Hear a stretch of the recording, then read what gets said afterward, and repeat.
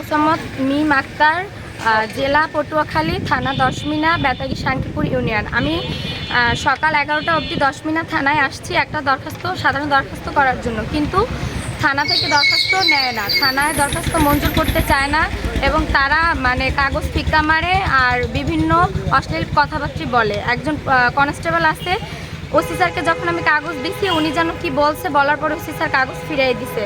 আর যখন থানা থেকে যে পূর্বের মামলা ছিল ওই মামলার চার্জশিট কোর্টে দিতে আমার কাছে টাকা চাইছে। তো যাই হোক, ওইটা আগের বিষয়, আমি তাদের টাকা দিছি, টাকা দেওয়ার পরে তারা চার্জশিট দিছে, এটা কোনোই না। কিন্তু এখন আমি একটা মানে পূর্বের শত্রুতা ধরেই আসামিরা আমাকে ভয়ভীতি দেখায়, এই জন্য আমি থানায় একটা দরখাস্ত করতে আসছি। এখন আমার দরখাস্ত প্রাণনাশের হুমকি দেয়। আমার ওসি স্যারের কাছে গেছি, তাও আমার দরখাস্ত নিতে চায় না। এখন আমার এসপি স্যারের কাছে আবেদন যাতে আমার দরখাস্তটা মঞ্জুর করা হোক। নাগরিক হিসেবে আইনের অধিকার আছে, আমার দরখাস্ত তারা নিয়ে তদন্ত করুক, যদি সত্যি হয় তাহলে আমি বিচার পাবো, না হলে নাই। কিন্তু তারা দরখাস্ত নিতেই চায় না।